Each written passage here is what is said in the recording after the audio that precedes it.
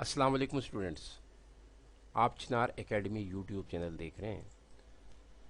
Chemistry class 10 का chapter है water. आज हम इसकी एक्सरसाइज को सॉल्व करेंगे। पहला क्वेश्चन है सिलेक्ट द करेक्ट आंसर, और इस पहले क्वेश्चन नंबर 1 का पार्ट नंबर 1 है percentage of sodium chloride in sea water is. हमारे सामने अब परसेंटेजेस आ गई हैं, जैसे 0.02%, 3.4%, 97% और 2%। तो जहाँ तक सोडियम क्लोराइड का सी वाटर में उसकी परसेंटेज का ताल्लुक है तो वो होती है 3.4%। दुरुस्त ऑप्शन बी है। पार्ट 2 है the density of water is maximum at. हमारे सामने कुछ परसेंटेजेस आ गई हैं, सॉरी डिग्री सेल्सियस आ गए, टेम्परेचर आ गए।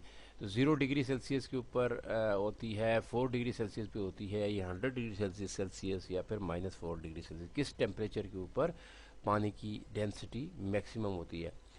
तो स्टूडेंट, जब सब्सटेंसेस को कूल किया जाता है तो उनकी डेंसिटी बढ़ जाती है, लेकिन पानी की एक यूनिक प्रॉपर्टी है कि पानी की डेंसिटी, आप अगर फ़र्ज़ करें पानी को टेम्परेचर को कम करना शुरू करेंगे तो ये डेंसिटी बढ़ेगी, लेकिन ये कहाँ कहाँ किस टेम्परेचर तक बढ़ेगी? 4 डिग्री सेल्सियस तक बढ़ेगी। जब 4 से भी आप नीचे चले जाएँ तो डेंसिटी बढ़ने के बजाय कम होना शुरू हो जाती है, घटना शुरू हो जाती है। तो इसका मतलब ये है कि मैक्सिमम जो डेंसिटी होगी वो 4 डिग्री सेल्सियस के ऊपर होगी। जी, पार्ट 3 है which salt does not cause the water to become hard. और हमारे पास जो ऑप्शंस हैं वो हैं calcium hydrogen carbonate, magnesium hydrogen carbonate, और उसके बाद आता है मैग्नीशियम सल्फेट, और उसके बाद आ जाता है सोडियम क्लोराइड। ये स्टूडेंट्स, आप हार्डनेस के हवाले से, पानी की जो हार्डनेस है उसके हवाले से जानते हैं कि ये जो सॉल्ट है कैल्शियम हाइड्रोजन कार्बोनेट, ये भी हार्डनेस पैदा कर रहा है, ये भी हार्डनेस पैदा कर रहा है, और मैग्नीशियम सल्फेट ये बल्कि परमानेंट हार्डनेस पैदा करता है। तो एक ही सॉल्ट हमारे पास बच जाता है सोडियम क्लोराइड, ये पानी को हार्ड नहीं करता। क्वेश्चन नंबर 1 का पार्ट 4 है which salt causes temporary hardness in water. और हमारे पास ऑप्शन जो है मैग्नीशियम सल्फेट, कैल्शियम सल्फेट, उसके बाद both calcium sulphate and magnesium sulphate, और आखिर में आ रहा है मैग्नीशियम हाइड्रोजन कार्बोनेट। अच्छा, तो students, magnesium sulphate, calcium sulphate, ये दोनों हार्डनेस तो पैदा करते हैं, लेकिन ये टेम्परेरी हार्डनेस नहीं होती, परमानेंट हार्डनेस होती है। इनकी वजह से, इसकी वजह से और इसकी वजह से परमानेंट हार्डनेस होती है। ये जो मैग्नीशियम हाइड्रोजन कार्बोनेट है, या इसको हम मैग्नीशियम बाइकार्बोनेट भी पढ़ सकते हैं, तो मैग्नीशियम बाइकार्बोनेट ये टेम्परेरी हार्डनेस पैदा करता है पानी के अंदर। तो इसका मतलब ये हुआ कि पार्ट डी दुरुस्त ऑप्शन है। Part 5, heating calcium hydrogen carbonate produces, हमारे पास carbon dioxide, water, calcium carbonate, या फिर ऑल ऑफ दीज। तो जिस पानी के अंदर कैल्शियम हाइड्रोजन कार्बोनेट या कैल्शियम बाइकार्बोनेट मौजूद हो, तो जब उस पानी को हम हीट करते हैं तो जो रिएक्शन होता है उसमें एक तो कैल्शियम कार्बोनेट बनता है, और साथ पानी बनता है, और कार्बन डाइऑक्साइड गैस भी वहाँ से खारिज होती है। तो इसका मतलब ये हुआ कि ये सारे प्रोसेस हो रहे हैं। तो पार्ट डी दुरुस्त ऑप्शन है। पार्ट नंबर 6 है which of the following is not a water borne disease. Disease है hepatitis, typhoid, dysentery and anaemia. तो ये सारी बीमारियां लगती हैं जी पानी की पोल्यूशन की वजह से, ये भी लगती है, ये भी लगती है, लेकिन एनीमिया ये वाटर बॉर्न डिजीज़ नहीं है। तो दुरुस्त ऑप्शन पार्ट डी है। Question number 1 part 7, which human activity results in contamination of water bodies. Water bodies यानी रिवर्स, कैनाल्स और पॉन्ड्स, या इस तरह का जो भी पानी के मुख्तलिफ ज़ख़ीरे हैं, उनकी कंटेमिनेशन में इंसानी जो एक्टिविटीज़ कौन कौन सी हैं, तो उसमें जो हमें ऑप्शन दिए गए हैं, उन ऑप्शन में livestock waste, pesticides, septic tanks, या फिर ऑल ऑफ दीज। तो ये सारी ही जो ह्यूमन एक्टिविटीज़ हैं, ये सारी ही पानी को कंटेमिनेट कर रही हैं। तो पार्ट डी दुरुस्त ऑप्शन है। उसके बाद पार्ट 8 है क्वेश्चन 1 का which is use to remove permanent hardness in water. पानी में अगर परमानेंट हार्डनेस हो तो उसको रिमूव करने के लिए क्या इस्तेमाल किया जा सकता है? तो यहाँ पे स्लेक्ट लाइम आ रहा है, वॉशिंग सोडा, बॉइलिंग वाटर, या फिर ऑल ऑफ दीज। तो इसके लिए बेहतरीन जो चीज़ है वो है वाशिंग सोडा और परमानेंट हार्डनेस को रिमूव करने के लिए। तो बी ऑप्शन दुरुस्त ऑप्शन है। क्वेश्चन 2, गिव शॉर्ट आंसर्स, और इसमें पार्ट 1 आ रहा है क्वेश्चन 2 का। List the impurities present in rain water. बारिश का जो पानी होता है उसमें कौन कौन सी इम्प्योरिटीज़ हो सकती हैं।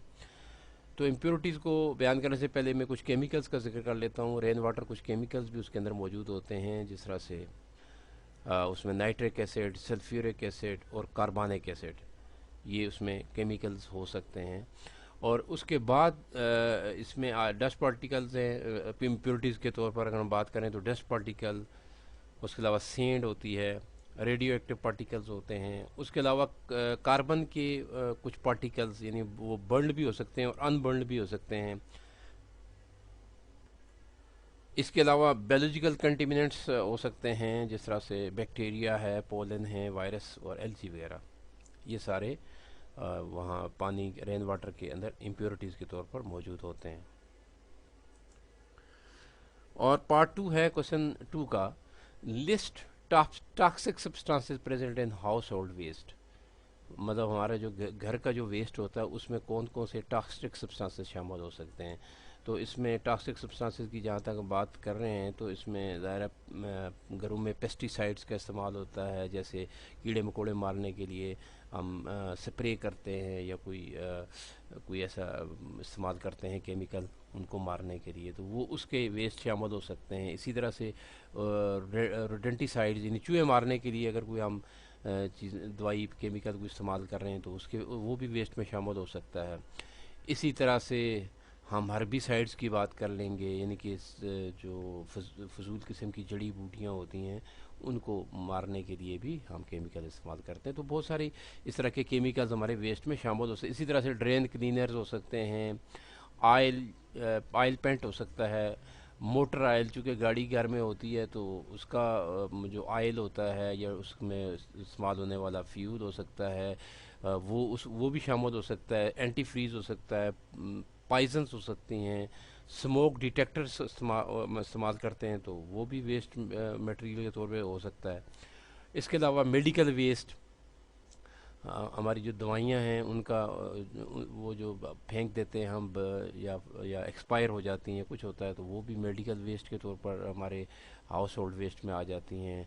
उसके अलावा हम डिटर्जेंट्स इस्तेमाल करते हैं, सर्फ इस्तेमाल करते हैं, दूसरी चीज़ें इस्तेमाल करते हैं, वो वेस्ट में आ जाते हैं। एरोसोल स्प्रेज आ जाते हैं, जैसे आप एयर फ्रेशनर इस्तेमाल करते हैं वो भी वेस्ट में जाता है। तो ये सारे जो हैं केमिकल्स या टॉक्सिक सब्सटेंसेस हमारे हाउस होल्ड वेस्ट में शामिल होते हैं। अच्छा, पार्ट 3 है क्वेश्चन 2 का। In what ways industrial waste pollute water. Industrial waste कैसे हमारे पानी को पॉल्यूट करते हैं। तो जो कारखाने हैं हमारे या इंडस्ट्री है या मतलब यूनिट्स होते हैं, वो उनमें से जो डिस्चार्ज आता है वो वेस्ट जो होता है उसको या तो वो पानी किसी वाटर बॉडी के अंदर छोड़ देते हैं या फिर ओपन लैंड के ऊपर छोड़ देते हैं। तो अल्टीमेटली वो जो ओपन लैंड के ऊपर होता है वो भी जाके पानी में कहीं ना कहीं किसी न तरह से शामिल हो जाता है। तो सबसे ख़तरनाक जो चीज़ें हैं इन वेस्ट के अंदर, एक तो हैवी मेटल्स होती हैं, जैसे प्लाडियम है, कैलेडियम है, क्रोमियम, उसके अलावा मरकरी हो सकता है, आर्सेनिक हो सकता है, एंटीमनी हो सकता है, और भी बहुत सारी ऐसी मेटल्स हो सकती हैं इन इंडस्ट्रियल वेस्ट के अंदर। उसके अलावा सबसे ख़तरनाक बात एक और है, वो है लेदर इंडस्ट्री की। तो लेदर इंडस्ट्री जहाँ पे और बहुत सारे वो भी इस तरह के उनके टॉक्सिक सब्सटेंसेस होते हैं, वहाँ पे वो क्रोमियम साल्ट और क्रोमियम आयंस उनके वेस्ट के अंदर शामिल होते हैं, जो बहुत ही टॉक्सिक होते हैं और कैंसर काज करने का सबब बन सकते हैं। इसके बाद हमारे पास जो क्वेश्चन आ रहा है वो है what is water pollution. Water pollution है क्या। तो वाटर पोल्यूशन के लिए अगर हम बात करें तो जनरली हमें पूछा गया कि वाटर पोल्यूशन क्या है। तो अगर हम इसमें कहें कि जो पानी होता है उसमें बहुत सारे मिनरल्स शामिल होते हैं। अगर ये मिनरल्स हमारे लिए, हमारी सेहत के लिए अच्छे हैं, लेकिन अगर ये मिनरल्स भी रिक्वायरमेंट से ज़्यादा हों तो ये भी पानी को अनफिट कर देते हैं। एक तो बात ये हो गई। और उसके अलावा हमारी ये तो हो गया कि जो मिनरल्स का उसमें ज़्यादा होना है, ये भी पानी को सेहत के लिए वो फ़ायदे के बजाय नुकसानदेह हो जाता है।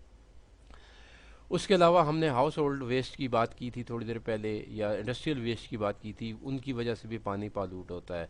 और इसके बाद हम एग्रीकल्चरल वेस्ट की बात करेंगे, हम लाइफ स्टॉक वेस्ट की बात करेंगे, pesticides, oil leak, detergents, septic tanks, petroleum और नेचुरल गैस की जो प्रोडक्शन है, ये सारी चीज़ें पानी को पॉल्यूट करती हैं। उसके बाद हमारे पास है list some water borne disease.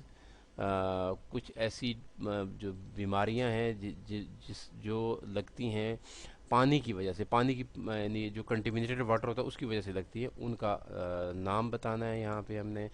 तो बहुत जो मशहूर बीमारियां हैं वो उनमें कॉलरा, डिसेंट्री, जॉन्डिस, हेपेटाइटिस और टाइफाइड आ जाते हैं। क्वेश्चन नंबर 2 का part 6, what are pathogenic micro organisms. तो पैथोजेनिक ऑर्गेनिजम्स, तो पहली बात है हम उन ऑर्गेनिजम्स को कहते हैं जो बीमारियां काज करते हैं। तो बहुत सारे पैथोजेनिक माइक्रो ऑर्गेनिजम्स हैं, जिनमें जो हम नाम ले सकते हैं वो वायरसेस का ले सकते हैं, बैक्टीरिया, फंजाई, प्रोटोजोआ वगैरह। तो ये क्या करते हैं, ये एनिमल्स और ह्यूमन बीइंग्स को डायरेक्टली या इनडायरेक्टली मुतासर करते हैं, इसलिए हम इनको पैथोजेनिक माइक्रो ऑर्गेनिज्म कहते हैं। उसके बाद आगे बढ़ते हैं। क्वेश्चन नंबर 3 है, what is hard water, why is it sometimes undesirable. तो इसमें सबसे पहले तो हमें बताना है कि हॉट वाटर होता क्या है, और फिर हमें ये नापसंदीदा क्यों है, ये क्या, इसके नुकसानात क्या हैं, वो चीज़ें बतानी है। तो सबसे पहली बात ये है कि वाटर जो है वो हार्ड वाटर जिसको हम कहेंगे, वो होता है जो जब जब उसके साथ सोप के साथ मतलब इसके अंदर मौजूद जो आयंस होते हैं वो रिएक्ट करते हैं, तो ये लादर नहीं बनने देता बल्कि स्कम पैदा करता है। तो स्कम बन जाती है, प्रेसिपिटेशन होती है, फुटकियाँ सी बन जाती हैं साबन की, और साबन अपना सही काम नहीं कर सकता। और ये तो हो गया हार्ड वाटर। लेकिन हार्ड वाटर अनडिज़ायरेबल होने की वजह पे यही आ जाती है कि एक तो ये क्लीनिंग प्रोसेस को हैम्पर करता है, रोक देता है, क्लीनिंग प्रोसेस सही तरह से नहीं होने देता, क्योंकि वो प्रेसिपिटेशन बन जाती है वहाँ पे, साबन का ज़्यादा इस्तेमाल होता है लेकिन काम नहीं होता।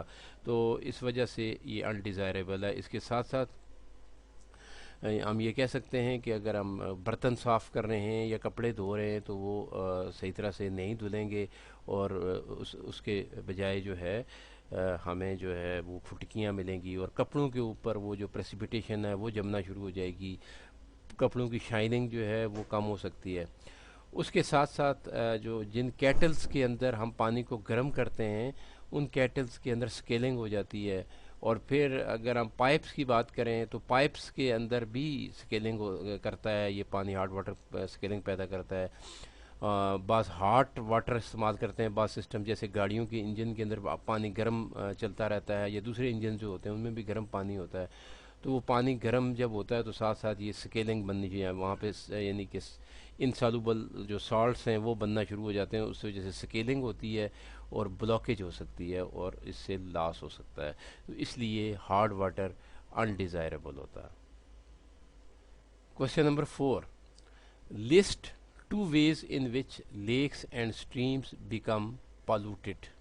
तो जहाँ तक दो बातों के दो हमने तरीके बताने हैं जिसकी वजह से पानी पॉल्यूट हो जाता है। तो पहला हम लेते हैं हाउस होल्ड वेस्ट का। तो हाउस होल्ड वेस्ट में बहुत सारी चीज़ें आ जाती हैं, जैसे लाइफ स्टॉक वेस्ट है, सोप्स एंड डिटर्जेंट्स हैं, पेंट्स एंड ऑयल है, फूड एंड वेजिटेबल वेस्ट है, गार्बेज है। ये सारी चीज़ें किसी न किसी तरह से पानी में शामिल होती हैं और उसको गंदा कर देती हैं। और उसके बाद हम ले लेते हैं इंडस्ट्रियल वेस्ट को। तो इंडस्ट्रियल वेस्ट में बहुत सारी, जैसे हैवी मेटल्स की बात पिछले क्वेश्चन में भी हुई थी, कि बहुत सारी हैवी मेटल्स जो है ना वो वेस्ट में शामिल होती हैं इंडस्ट्रियल वेस्ट में। तो ये बहुत टॉक्सिक होती हैं। इसके अलावा अगर हम बात करें लेदर इंडस्ट्री की, तो वहाँ से दूसरे वेस्ट के अलावा जो क्रोमियम के आयंस और उनके सॉल्ट्स डिस्चार्ज किए जाते हैं, तो वो बहुत ही ज़्यादा टॉक्सिक होते हैं इंसानी सेहत के लिए। तो ये इस तरह से ये दो वेज जो बयान किए गए हैं जिनकी वजह से पानी पॉल्यूट होता है।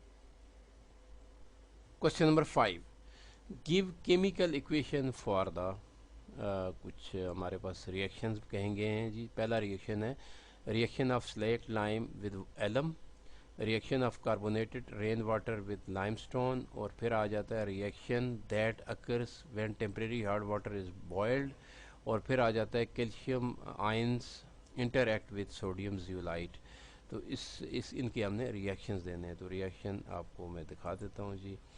सबसे पहला रिएक्शन जिसमें slaked lime with alum reaction है, तो यहाँ पे क्या हो रहा है जी, कैल्शियम हाइड्रो ऑक्साइड रिएक्ट कर रहा है एल्युमिनियम सल्फेट के साथ, और जो चीज़ बना रहा है वो बन रही है एल्युमिनियम हाइड्रो ऑक्साइड। ये एक जेल बन जाता है जो पार्टिकल्स को अपने अंदर जज़ब कर लेता है, और उसके बाद साथ ही हमारे पास कैल्शियम सल्फेट बन जाता है।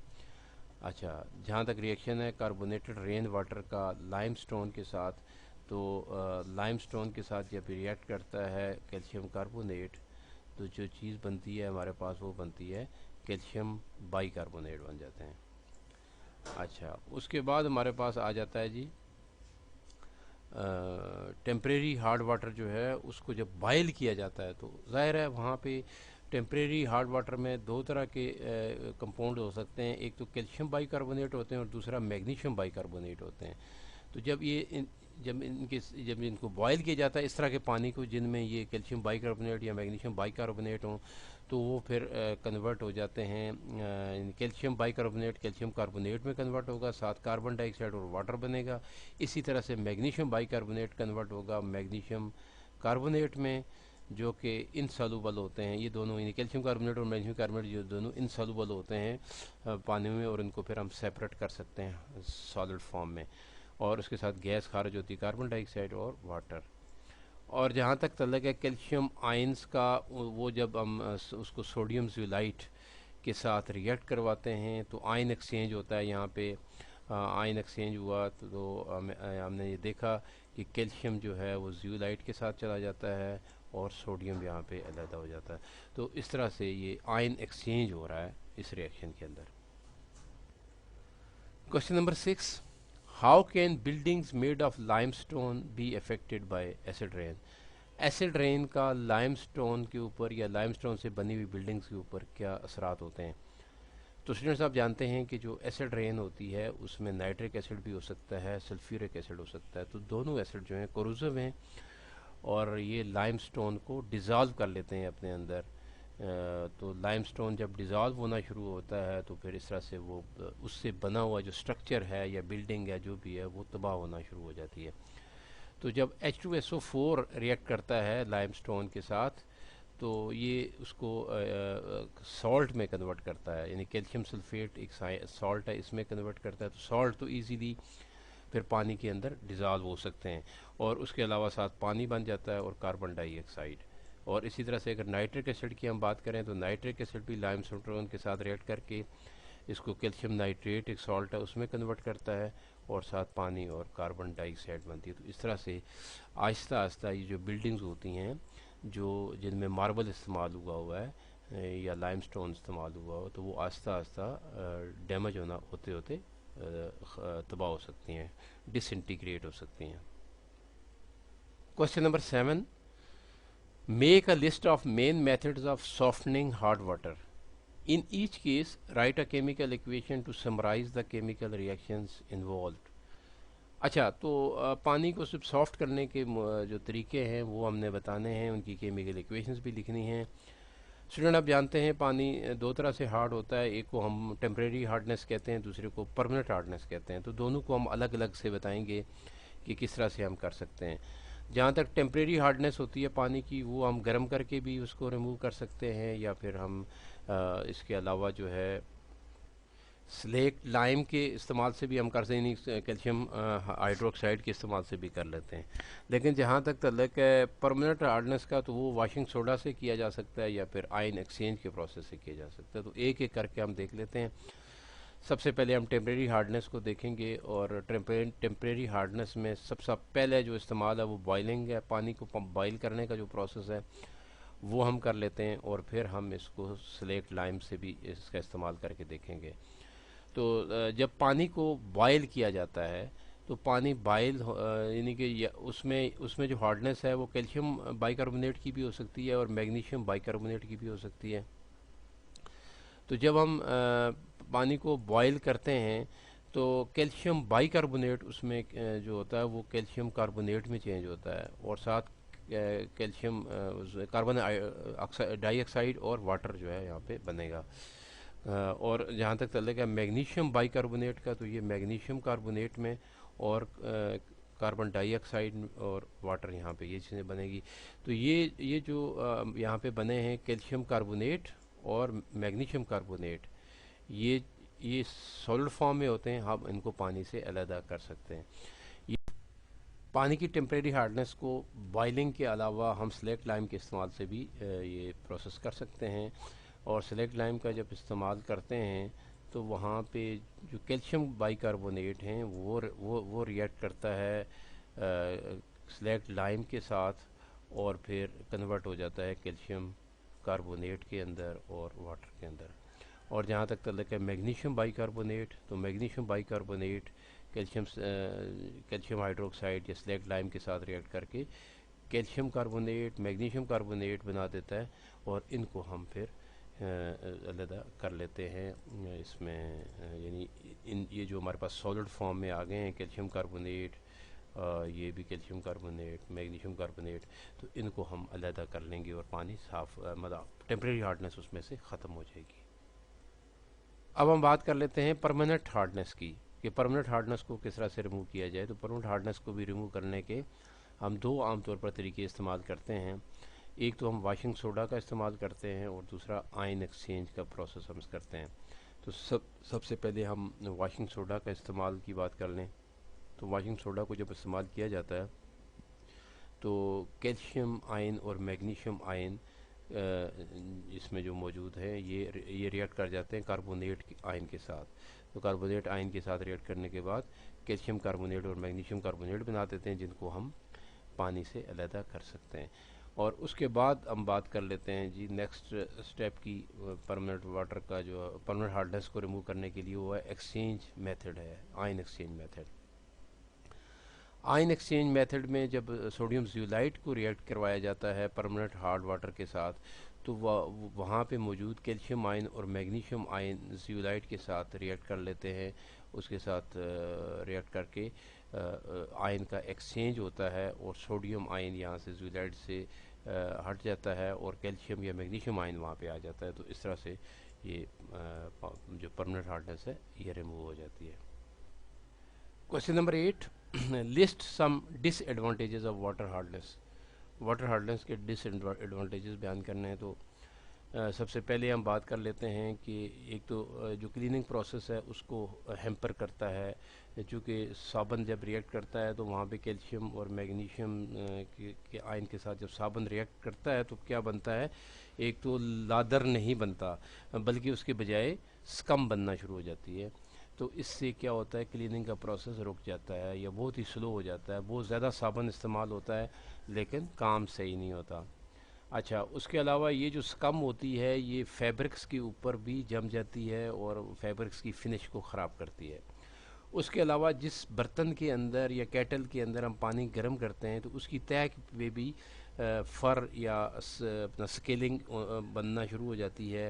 यानी जो जो मतलब वो होते हैं, आप देखते हैं कि जिस बर्तन के अंदर आप हार्ड वाटर को गर्म करेंगे तो उसकी तय के ऊपर सॉलिड जो कार्बोनेट्स होते हैं वो जमना शुरू हो जाते हैं, और इस तरह से वहाँ पे ये इस प्रोसेस को हम फ़र टू केटल का नाम देते हैं या स्केलिंग टू केटल का नाम देते हैं। अब ये अगली बात हम ये कर सकते हैं कि ये फ़र या स्केलिंग जो है सिर्फ केटल्स में ही नहीं होती, बल्कि हम अगर बात करें कि जो पाइप्स होते हैं जिनमें हार्ड वाटर मूव कर रहा होता है वहाँ पे भी ये स्केलिंग होना शुरू हो जाती है। जैसे गाड़ियों के इंजन या दूसरे इंजन में चूँकि गर्म पानी मूव कर रहा होता है तो वहाँ उन मुख्तलिफ पाइप्स के अंदर भी ये स्केलिंग होती है और उनके ब्लॉक होने का ख़तरा पैदा हो जाता है।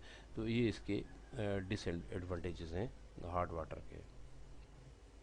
क्वेश्चन नंबर 9 है, what are the earth's 4 main water sources.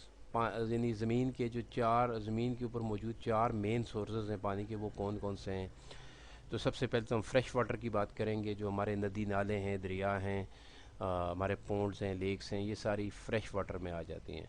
उसके बाद हम ग्राउंड वाटर की बात करेंगे कि वो पानी जो ज़ेरे ज़मीन मौजूद है, जिसको हम बोर के थ्रू या किस तरह से उसको हम इस्तेमाल कर लेते हैं। और इसके बाद हम बात कर लेंगे ओशंस की या सीज़ की, जो समुद्री पानी है उसकी बात कर सकते हैं, वो भी एक सोर्स है पानी का।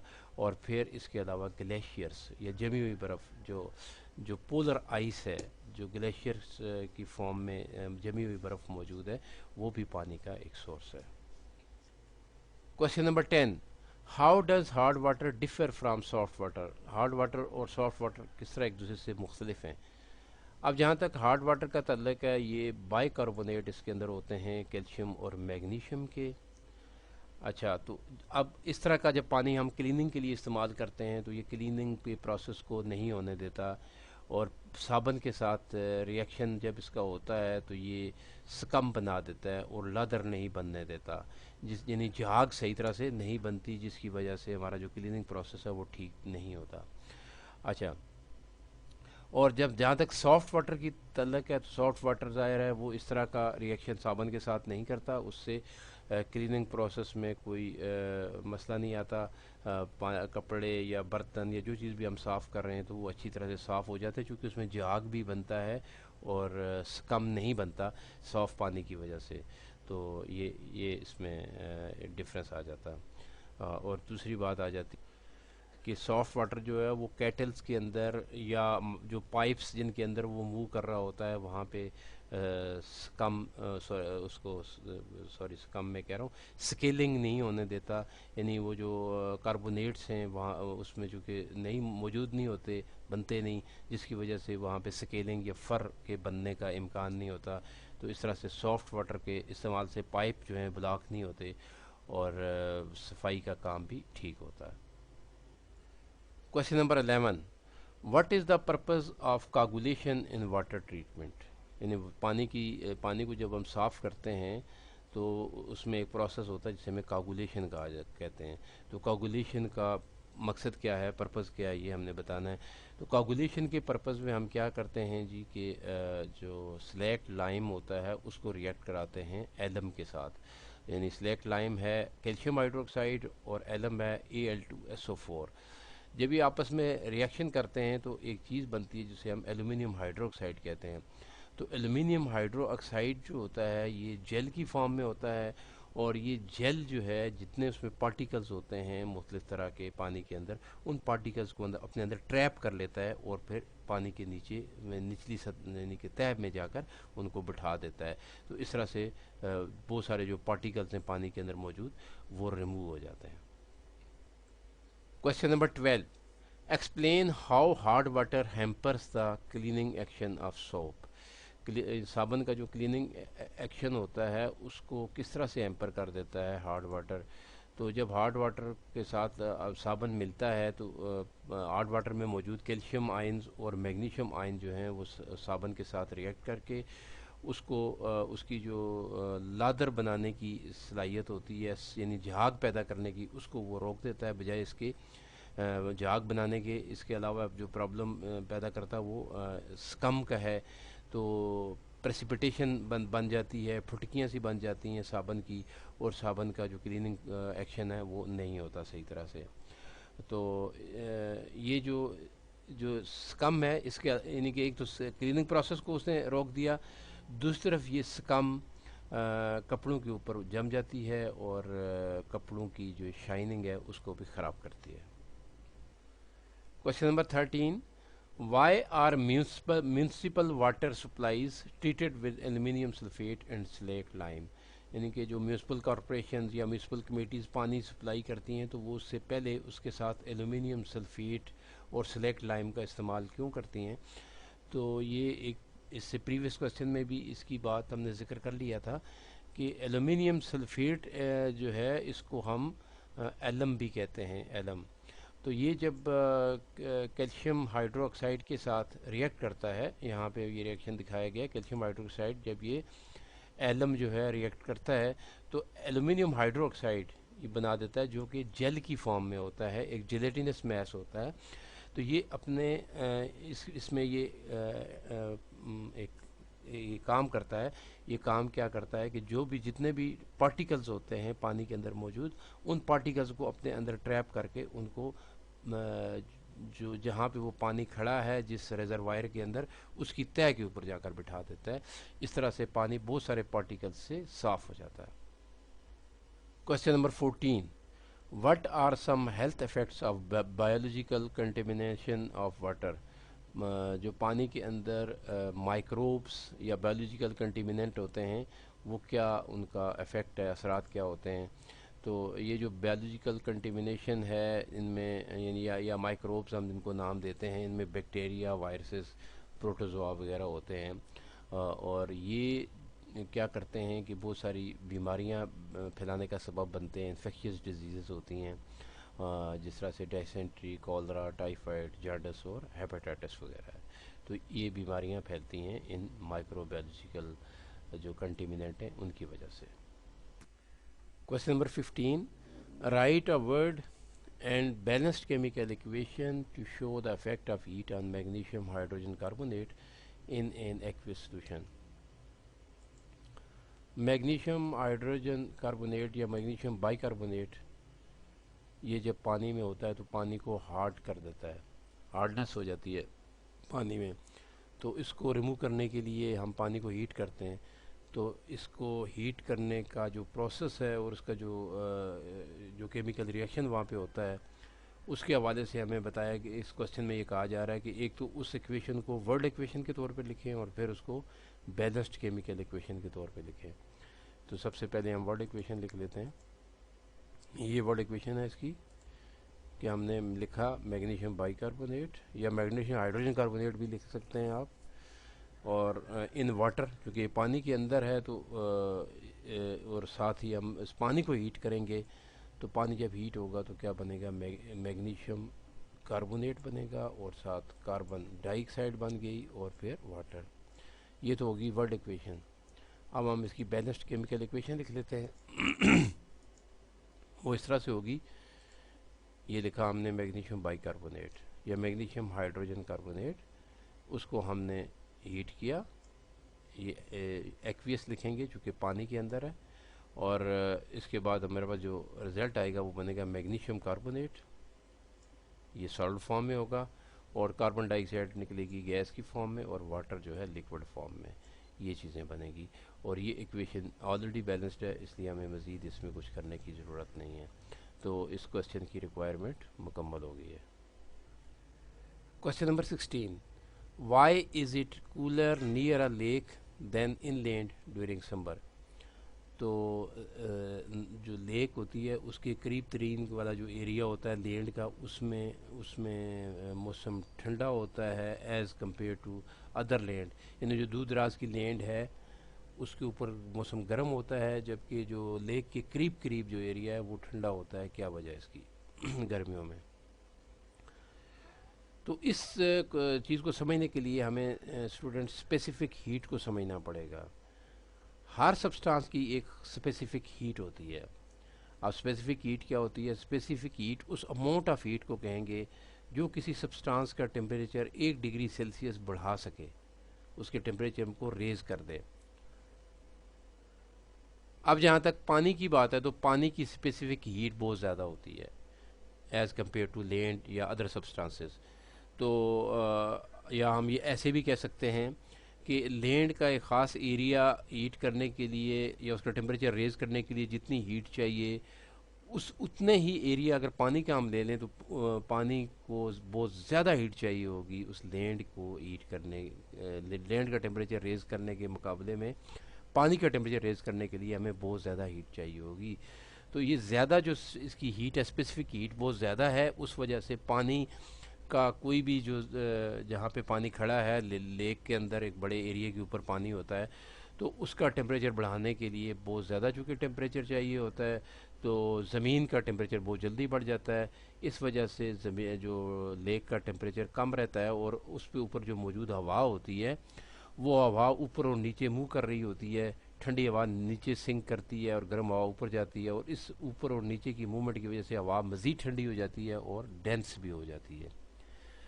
अब ये हवा जो ठंडी हवा है ये जब साइडों पे मूव करती है तो उसके करीब तरीन का जो एरियाज जो लैंड है वो भी ठंडी हो जाती है। तो इस वजह से हमें लेक के करीब जो टेम्परेचर है वो कम महसूस होता है उसके थोड़ा सा फासले पर जो ज़मीन है उसके मुकाबले में। Question number 17, evaluate the option ion exchange resins can be used to remove temporary hardness। अच्छा, मोस्टली तो जो आयन एक्सचेंज प्रोसेस है ये इस्तेमाल किया जाता है परमानेंट हार्डनेस को रिमूव करने के लिए, लेकिन ये टेम्परेरी हार्डनेस को भी रिमूव कर सकता है। उसकी वजह ये है कि यहाँ पे आयन एक्सचेंज हो रहा है, और आयन एक्सचेंज ये हो रहे हैं कि कैल्शियम और मैग्नीशियम आयन को ज़्यूलाइट के साथ वो अटैच हो जाते हैं और वहाँ से सोडियम आयन रिप्लेस हो जाते हैं। तो ये चूँकि जो परमानेंट जो टेम्परेरी हार्ड वाटर होता है उसमें कैल्शियम और मैग्नीशियम के बाइकार्बोनेट होते हैं, जबकि जो जो परमानेंट हार्ड वाटर होता है उसमें कैल्शियम और मैग्नीशियम के सल्फेट्स होते हैं। तो असल बात यह है कि दोनों सूरतों में कैल्शियम और मैग्नीशियम के आयंस बन जाते हैं, और इन आयंस को ज़ियोलाइट अपने साथ बिज़ी कर लेता है, और इस वजह से ये वहाँ से पानी से रिमूव हो जाते हैं। तो इसका मतलब ये हुआ कि ना सिर्फ हम ये जो आयन एक्सचेंज प्रोसेस है इसको करके परमानेंट हार्ड वाटर को सॉफ्ट कर सकते हैं, बल्कि टेम्परेरी हार्ड वाटर को भी सॉफ्ट कर सकते हैं।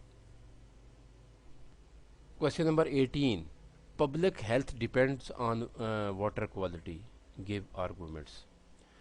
तो बिल्कुल दुरुस्त बात है जी। जो हेल्थ है, इंसानों की जो सेहत है उसका दारोमदार पानी की क्वालिटी के ऊपर है। अगर पानी अच्छी क्वालिटी का होगा तो सेहतमंद लोग होंगे, लेकिन अगर पानी की क्वालिटी ठीक नहीं है तो बीमार लोग होंगे। तो पॉल्यूटेड वाटर बहुत सारी उसमें माइक्रोब्स होते हैं जो बीमारियां फैलाते हैं, माइक्रो ऑर्गेनिजम्स, जिसमें वायरस, बैक्टीरिया, एलजी, फंजाई वगैरह हो सकते हैं। तो ये बहुत सारी बीमारियां जिस तरह से diarrhoea, cholera, dysentery, jaundice, hepatitis और टाइफाइड जैसे जो मर्ज़ हैं वो लगा देते हैं। तो इसका मतलब ये है कि अगर पानी साफ़ होगा तो लोग सेहतमंद रहेंगे। Question number 19, hard water causes fur to kettles, this fur can be removed by using an acid, justify. तो उन कैटल्स के अंदर जिनमें हम हार्ड वाटर को गर्म करते हैं तो उनमें फ़र या स्केलिंग होने का मसला होता है, यानी वो जो कार्बोनेट्स हैं वो सॉलिड फॉर्म में वो जमना शुरू हो जाते हैं कैटल की तय के ऊपर, और फिर ये स्केलिंग हो जाती है, ये फ़र हो जाती है। तो इस फ़र को रिमूव किया जा सकता है। हम सिट्रिक एसिड को इस्तेमाल कर सकते हैं या एस्टिक एसिड को इस्तेमाल कर सकते हैं कैटल्स को साफ़ करने के लिए। तो इसके अलावा हम ये भी कर सकते हैं कि डायरेक्टली हम लेमन जो होता है उसको काट कर उसका जूस ले लें, उसको स्क्वीज़ करें, उसको स्क्वीज़ करके उसका जो जूस है वो पानी में शामिल करके उस केटल के अंदर कुछ देर के लिए रहने दें और उसको हलाएं अच्छी तरह से, तो ये जो फ़र है ये रिमूव हो सकती है। तो इस तरह से हम दूसरे लफ्ज़ में हम बात करेंगे कि हम एस्टिक एसिड या सिट्रिक एसिड का इस्तेमाल कर सकते हैं कैटल की फ़र को रिमूव करने के लिए। Question number 20, the following chemical equation is about a calcium compound. किसी कैल्शियम कंपाउंड की बात हो रही है और एक नीचे इक्वेशन दी गई है, उसके बारे में कहा गया है कि ये कैल्शियम कंपाउंड के बारे में है। तो उसके बारे में मुख्तलिफ क्वेश्चंस भी हमारे पास आ गए हैं। सबसे पहले कहा गया कि कंपाउंड ए जब कैल्शियम हाइड्रो ऑक्साइड के साथ रिएक्ट करता है तो कंपाउंड बी बनता है और साथ वाटर। और फिर कह रहा है जी कंपाउंड बी जब H2CO3 के साथ रिएक्ट करता है तो कंपाउंड सी बनता है। अच्छा, फिर उसके बाद ये बता रहा है कि इनके बारे में बताना है कि name and give the formula of compound A. Compound A का फार्मूला बताना है कि कंपाउंड ए का फार्मूला क्या है और उसका नाम क्या है। और फिर कह रहा है जी कंपाउंड सी का भी फार्मूला और नाम बताएं, यानी यहाँ पे ये जो चीज़ बन रही है इसका भी नाम और फार्मूला देना है। तो उसके बाद कुछ और क्वेश्चंस भी हैं, जैसे describe with the aid of a balanced chemical equation what happens when compound C is heated। यानी इसी कंपाउंड C को जब हम हीट करेंगे तो क्या होगा। और उसके बाद कह रहा है कि compound C is soluble in water, write a balanced chemical equation to show what happens when its aqueous solution is treated with washing soda. अगर इसको हम वाशिंग सोडा के साथ रिएक्ट करवाएं तो फिर क्या होगा। तो हम एक एक करके इन सारे क्वेश्चंस का आंसर ले लेते हैं। जी, सबसे पहले ए पार्ट का हम क्वेश्चन उसका जो ए पार्ट है इस क्वेश्चन का उसका हम आंसर कर रहे हैं। उसके दो हिस्से थे। उसमें पहले में कहा गया था कि कंपाउंड ए जब CaOH ट्वाइस के साथ रिएक्ट करता है तो कंपाउंड बी बनता है और साथ ही वाटर बनता है। तो इसको हम जानते हैं कि कैल्शियम बाइकार्बोनेट जब स्लेट लाइम के साथ या कैल्शियम हाइड्रोक्साइड के साथ रिएक्ट करता है तो वो बनाता है कैल्शियम कार्बोनेट। तो इसका मतलब ये है कि कंपाउंड ए जो है वो है कैल्शियम बाइकार्बोनेट और रिएक्ट कर रहा है स्लेट लाइम के साथ या कैल्शियम हाइड्रोक्साइड के साथ।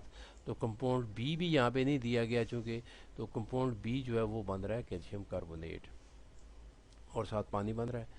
अच्छा, तो इसका मतलब ये है कि जो एक क्वेश्चन था वो ये था कि what is the name of compound A, इसका फार्मूला भी लिखें और इसका नाम भी लिखें। तो name of compound A is calcium bicarbonate and its formula is CaHCO3 twice. ये इसका फार्मूला हो गया। अच्छा, और कंपाउंड बी जो है वो है कैल्शियम कार्बोनेट, जैसे हमने देख लिया बी का जो बी कंपाउंड कैल्शियम कार्बोनेट है। चूँकि अगले रिएक्शन में कंपाउंड बी ने रिएक्ट करना है इसलिए हम कंपाउंड बी का भी यहाँ पे फार्मूला हमने दे दिया। अब कंपाउंड बी रिएक्ट करेगा H2CO3 के साथ तो बना देगा compound C.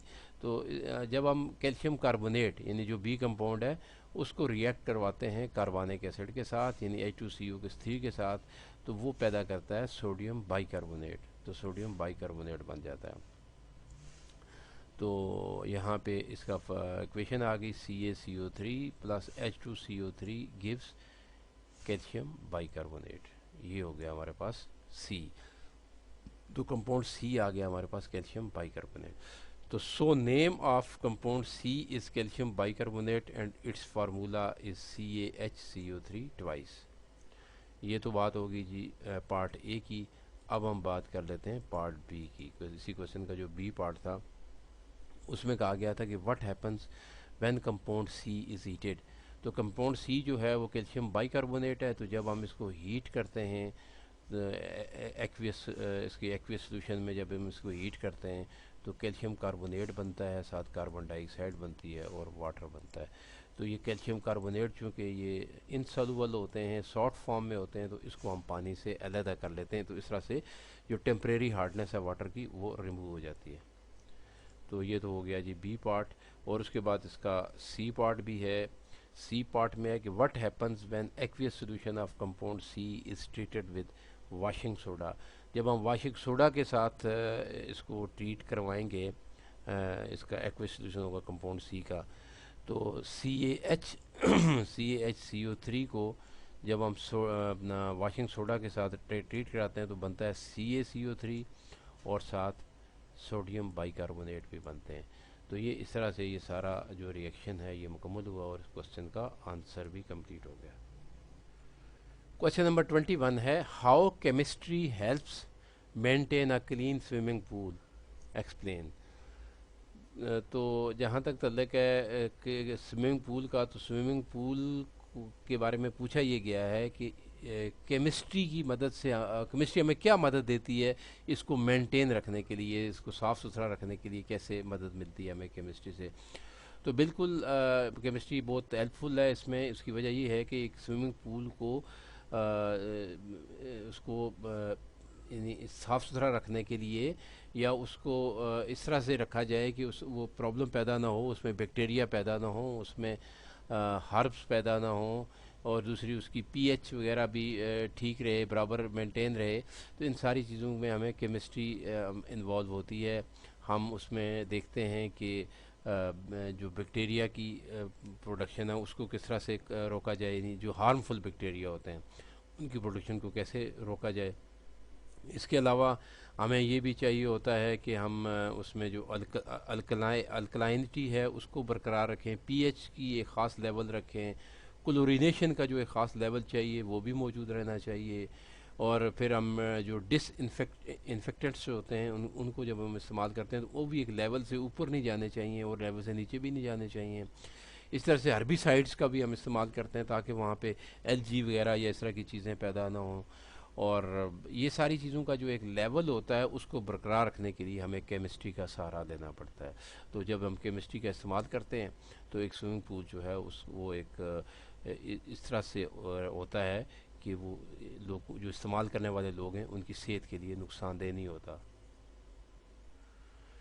Question number 22, it is advisable to wash hands well with soap after using bathroom evaluated. जब हम बाथरूम का इस्तेमाल करते हैं तो उसके बाद ये एडवाइजेबल है कि हम हाथों को अच्छी तरह से साबुन के साथ धोएं। तो इसका क्या फ़ायदा है, क्या वजह है, इसकी क्या ज़रूरत है। तो जब हम वॉशरूम में जाते हैं तो वॉशरूम में से जब बाहर आते हैं तो हमारे साथ कई गुना ज़्यादा वो होते हैं जरा माइक्रोब्स होते हैं या बीमारियां फैलाने वाले जो जरासीम होते हैं वो कई गुना ज़्यादा होते हैं उस टाइम से जब हम इंटर हुए थे। जब हम वॉशरूम में इंटर हुए और उसके बाद जब हम बाहर आए तो बाहर आते वक्त हमारे पास साथ जरासीम बहुत ज़्यादा होते हैं हमारे हाथों के साथ स्पेशली। और चूँकि हमारे हाथ जो हैं हमने उनको अपनी आँखों के साथ, नाक के साथ, मुंह के साथ टच होते हैं तो ये जरासीम हमारे जिस्म के अंदर दाखिल हो सकते हैं। तो इसलिए एडवाइजेबल है कि साबुन के साथ अच्छी तरह से हाथों को धो लिया जाए और बैक्टीरिया और दूसरे जो बीमारियां फैलाने वाले जर्म्स हैं वो ताकि साफ़ हो जाएं, वरना जो इन्फेक्शियस डिजीज़ हैं वो लगने का ख़तरा है। Question number 23, differentiate between raw water treatment and sewage water treatment. तो जहाँ तक रॉ वाटर का तल्लुक है तो आम पानी को हम रॉ वाटर कह लेते हैं जबकि सीवेज वाटर गंदे पानी को कहा जाता है। इन दोनों को ट्रीट करके साफ़ किया जाता है। तो इसका जो ट्रीटमेंट प्रोसेस है वो सबसे पहले हम रॉ वाटर की बात देख लेते हैं। तो रॉ वाटर को सबसे पहले इसकी जो प्रोसेस में किया जाता है उसे सेडिमेंटेशन कहा जाता है। तो सेडिमेंटेशन एक ऐसा प्रोसेस है जिसको इसको बड़े बड़े रेजरवायर के अंदर पानी को खड़ा रखा जाता है जिसकी वजह से पानी के में मौजूद बहुत सारे जो पार्टिकल्स होते हैं सॉल्ट पार्टिकल वो नीचे बैठ जाते हैं। उसके बाद इस पानी की कागुलेशन की जाती है। कागुलेशन में इसको स्लैक्ट लाइम और एलम के साथ ट्रीट किया जाता है। स्लैक्ट लाइम जो है वो कहलाता है कैल्शियम हाइड्रोक्साइड CaOH ट्वाइस, जबकि जो एलम है वो होता है एल्यूमिनियम सल्फेट। अब जब ये रिएक्ट करते हैं आप पानी के साथ तो जो चीज़ बनती है वो एक जेल मटेरियल बनता है एल्यूमिनियम हाइड्रोक्साइड का। उसकी वजह से बहुत सारे जो पार्टिकल्स होते हैं पानी के अंदर मज़ीद जो मौजूद होते हैं वो उसके अंदर ट्रैप हो जाते हैं और वो नीचे बैठ जाते हैं। इसके बाद इस पानी को सेंड और ग्रेवल के फिल्टर्स में से गुजारा जाता है और इस प्रोसेस को हम फिल्ट्रेशन कहते हैं। और आखिर में पानी की क्लोरिनेशन की जाती है और ये पानी साफ़ हो जाता है। ये तो हो गया रॉ वाटर ट्रीटमेंट। लेकिन जब हम सीवेज वाटर ट्रीटमेंट की बात करेंगे तो वो दो स्टेप्स में होगा। यानी पहले स्टेप में हम उसकी सेडिमेंटेशन करेंगे, सेडिमेंटेशन के बाद फौरी तौर पर क्लोरिनेशन कर देंगे और इसके बाद इसकी फ़िल्ट्रेशन यानी इसको ग्रेवल और सैंड के फ़िल्टर में से गुजारेंगे। और साथ ही हमने स्लज ट्रीटमेंट करनी होती है, यानी इसमें चूँकि बहुत सारे सॉलिड मटेरियल्स होते हैं, चूँकि गंदा पानी है तो बहुत सारे सॉलिड मटेरियल इसके अंदर होते हैं। उन सॉलिड मटेरियल्स को हम यहाँ से अलग करके उससे फर्टिलाइज़र तैयार कर सकते हैं। तो ये स्लज यहाँ से अलहदा हो जाता है। अब ये स्लज जब अलहदा हो गया तो फिर हम इसको दोबारा से इसकी क्लोरीनेशन करते हैं और इसको उसके बाद वाटर बॉडीज़ में डाल देते हैं। तो इस तरह से ये पानी जो सीवेज वाटर है ये साफ़ करके हम जो नदी नाले हैं उनके अंदर छोड़ देते हैं और ये पानी काबिल इस्तेमाल हो जाता है। Question number 24, evaluate the advantages of waste water treatment. इसके जो फ़वाइद हैं वेस्ट वाटर ट्रीटमेंट के उनको एवेल्यूएट करना है। तो सबसे पहली बात हम करेंगे कि ये इस ट्रीटमेंट जो वेस्ट वाटर ट्रीटमेंट है इसकी वजह से हम बहुत सारे जो डिज़ीज़ काजिंग माइक्रोब्स हैं उनको रिमूव करने में कामयाब हो जाते हैं और उनको मार देते हैं। तो उसके साथ ही अगर हम इस सिस्टम की बात करें तो ये चूँकि जो वेस्ट वाटर ट्रीटमेंट सिस्टम्स हैं, इनकी एज बहुत ज़्यादा होती है, 15 साल या उससे भी ज़्यादा होती है, तो इस वजह से हम कह सकते हैं कि ये लो कॉस्ट सिस्टम है। और एक और बात हम ये करेंगे कि इसकी मेंटेनेंस की बहुत ज़्यादा ज़रूरत नहीं पड़ती, तो उस वजह से भी ये लो कॉस्ट है। और फिर हम इस ये बात भी कर लेंगे कि इस सिस्टम के अंदर एरोबिक सिस्टम होता है, जिसमें पानी को उछाला जाता है हवा के अंदर, उसमें ऑक्सीजन बढ़ाई जाती है, और इस वजह से इसमें जो सॉलिड वेस्ट होते हैं उनको बहुत तेज़ी के साथ ब्रेक डाउन उनका किया जा सकता है। तो इस लिहाज से ये जो जदीद सिस्टम है वाटर ट्रीटमेंट का, ये काफ़ी फ़ायदेमंद है। Question number 25, water borne diseases are no longer common in developed countries, defend this statement. तो स्टूडेंट्स, बिल्कुल ये बात दुरुस्त है कि जो डेवलप्ड कंट्रीज़ हैं उनमें वाटर बॉर्न डिजीज़ कॉमन नहीं रही हैं, बहुत ही कम वहाँ पे इस तरह की डिजीज़ जो वाटर बॉर्न डिजीज़ हैं, यानी पानी की वजह से जो फैलने वाली बीमारियाँ हैं वो बहुत कम हैं। उसकी वजह ये है कि वो लोग पानी की उन्होंने क्वालिटी को बेहतर किया है। वो लोग साफ़ पानी पीते हैं, और वैसे भी मजमूई तौर पर हाइजीनिक कंडीशंस उन ममालिक की बहुत बेहतर हैं। हमारे यहाँ जो हम डेवलपिंग कंट्रीज़ हैं, हमारे यहाँ पानी की क्वालिटी भी ठीक नहीं है, और ना ही हम हाइजीनिक कंडीशंस को ठीक रखते हैं। तो पानी की क्वालिटी को बेहतर करके उन लोगों ने वाटर बॉर्न डिजीज़ के ऊपर काबू पा लिया है। तो स्टूडेंट्स, इस तरह से आपकी ये जो एक्सरसाइज थी उसको सॉल्व कर दिया गया है। अगर आप समझते हैं कि फिर भी किसी किस्म का कोई प्रॉब्लम मौजूद है, आप किसी क्वेश्चन को या उसके आंसर को प्रॉपरली समझ नहीं पाए हैं, तो आप मुझे कमेंट्स में बताएं, मैं अलहदा से उस मसले को एड्रेस कर लूँगा।